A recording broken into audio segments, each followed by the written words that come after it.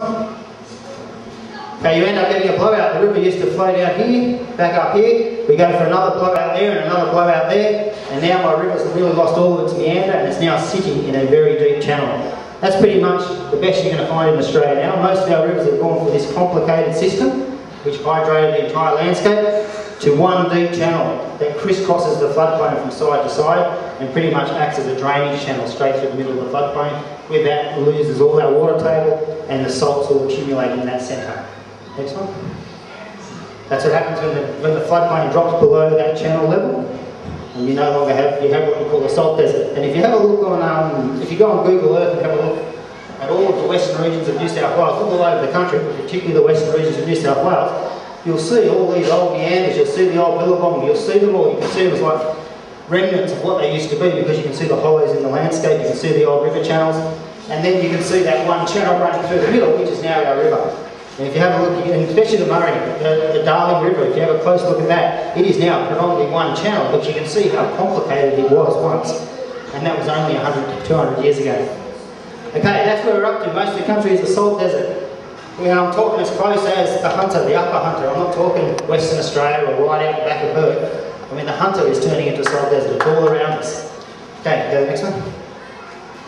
Okay, well, the way we repair that is I need to somehow get the water back to those high points in the floodplain and rehydrate that floodplain, and the same process push those salts from the landscape. So here's what I did. What I learned on Peter Andrews is how to do it on a landscape level. But I thought, okay, we're having problems convincing people that this works. We're having problems getting support from government, support from scientists. So I thought, what if I just take a standard man-made drainage channel, because I believe our rivers have basically become drainage channels. And if I can get a man-made drainage channel to behave and act like a flowing river, then I figured that would convince most people that if we can get stormwater channels to flow and behave like a river, we can easily get the old river channels to behave like they used to. So here was my sort of experiment, I guess. I wasn't sure if I could do it, but I just thought I'd give it a go. So I used the boys from the Baxter Detention Centre, we brought them out of jail, and we got them to then set up these weir systems in this channel. Okay, the next one. Okay, there's what we did, just dry stone walls. So when I was showing you those weirs, they can be made of stone, walls, anything you can get your hands on. Basically, when Peter Andrews works with farms, it's whatever's lying around, so they don't actually cost anything. Farmer uses his own tractor, he finds his own materials. And we're talking about fixing entire floodplains without any cost other than labour. Okay, and this cost me nothing other than my labour. Okay, and the boys' labour. Okay, next one.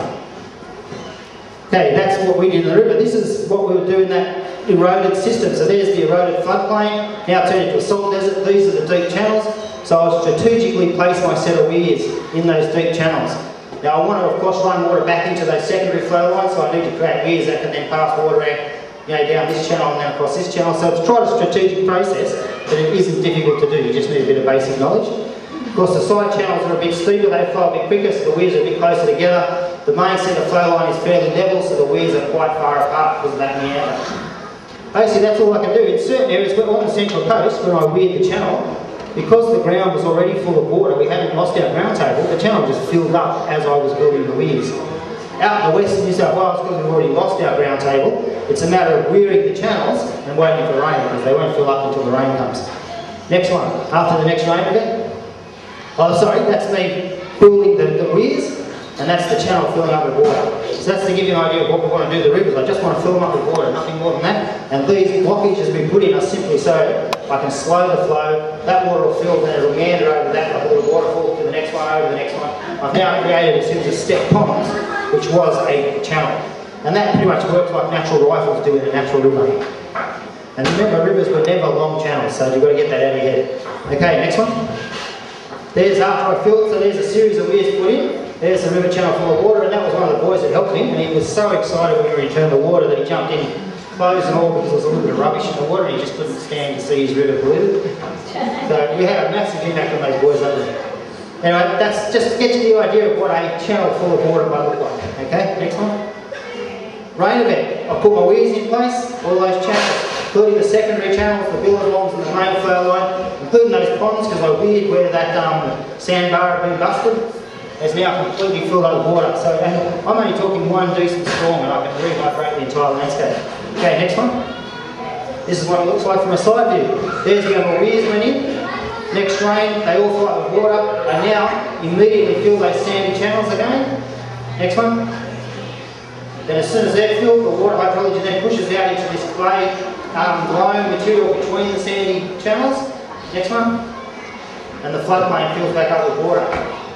But because I filled it from the high points, I actually leave a layer, or what they call a freshwater lens that actually sits above this salty water, because I've still got that salty water down there. There's nothing I can do about that. But by filling it from the high point in the floodplain, I've now created this nice freshwater lens that sits over the salt. Remember, salt water is denser than fresh, so salt's happy to sink below the fresh and stay down there. And from there now, I basically returned the landscape. I've returned the hydrology. What happens next? Next one. Almost immediately, the wetlands and the grasses grow back. And I mean, you know what it's like when it rains in the desert. It hasn't rained for 10 years. You get one big storm and bang, the wildflowers are up everywhere. You don't know where they came from. The seeds have just been sitting there. Just about every river we've repaired that was a salt desert, pretty much within weeks the grasses are returning. And it's unbelievable. Because I've filled it from the high point, the salts have all been pushed out of the surface, pushed back to the edge of the floodplain, but these will develop back into wetlands over time. I'll explain that. But immediately I've got the salt from the topsoil. Next one. Then this is not me regenerating, this is allowing for natural regeneration. Of course, the first plants that have come back are what we call first succession, or weeds, I guess you all know them as. Remember, there are native weeds and non-native weeds, and one of the best native weeds we have are the wattles and the casuarinas. They will grow out of control and grow as quick as any noxious weed that we have. And in fact, a lot of the farmers refer to them as woody weeds. They really despise them. Remember what weeds are. Weeds are repair plants. Weeds are designed to come into a degraded system and repair it. That's why they follow us around. Everywhere we degrade the environment, the weeds come back in masses trying to repair it. The problem that we do is that instead of taking blame for destroying the environment ourselves, we project our blame onto the weeds, and we start hating the weeds, and we start trying to destroy and decimate the weeds, as we do the foxes and cats and everything else. The problem is that the weeds are actually trying to repair the environment. They're trying to make up for the damage that we're doing. So as long as we're continually removing them, we are not fixing the environment. But by this process, I am not removing the weeds. I'm actually rehydrating the landscape, which brings back fertility, and the weeds are no longer needed. The natives just come back on their own. So keep that in mind. Weeds are a symptom of the problem. They are not the problem. And as long as you keep focusing on them as the problem, we will never fix the problem, which is the way we manage the land. There's nothing to do with the weeds. Okay? You said it again. Sorry? You said it again. The weeds aren't the problem. It's the way we manage the land creates the weed problem. And it's all to do with the way we kill. So if we use, for example, if I till the soil, I destroy soil structure. As soon as I destroy soil structure, the weeds won't come back and fix it. If I apply chemical fertilisers, I destroy the soil chemistry. As soon as I destroy the soil chemistry, the weeds won't come back and fix it. As soon as I drain the landscape, the soil dries out, it becomes infertile. Really tough, hardy weeds come back to try and fix that. So in each case, the weeds are a symptom of our bad management. And as soon as we change the way we manage our land, weeds will just disappear, because they only perform a role. They weren't actually put here to make human lives hell. Okay, so going back to our native weeds, which are the casuarinas and the wattles, they're as good a weed as I've ever come across. In fact, the wattle is probably one of the best nitrogen-fixing plants in the world. So as soon as I return the water, I now have the main growth factor, but I then need nitrogen, which is the second main growth factor. These wattles all fix nitrogen, so the casuarinas. As soon as I start to build fertility and moisture, go to the next one.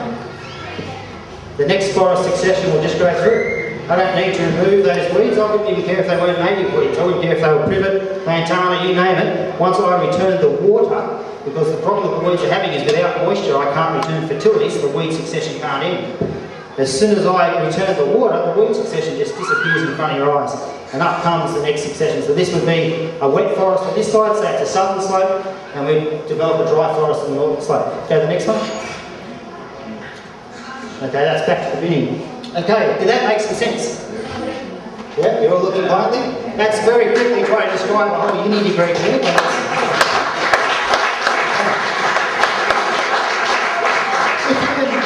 The main thing I just need for you to understand from that, removing the vegetation causes erosion. Eroding deep channels causes the ground table to drain away. With that, the salts now come with that water and into the river table, and then any excess salts settle to the bottom of the ground table. So over time, we're not only turning the river salty, but the ground table below the river is becoming salty all the time. If you can understand that bit, I'll then go on to coal seam gas. I think you'll be right with this.